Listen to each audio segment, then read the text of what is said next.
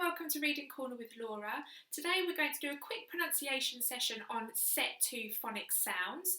Now remember, all set 2 sounds are made up of special friends, which means you have 2 letters that make one sound. Air, or, ow, oi, a, e, r, o, oo,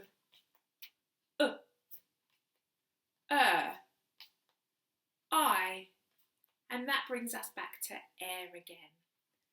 So if you find this video useful, please like, comment and subscribe to my YouTube channel, Reading Corner with Laura. Have fun working on phonics with your children, and I hope to see you next time. Take care. Bye bye.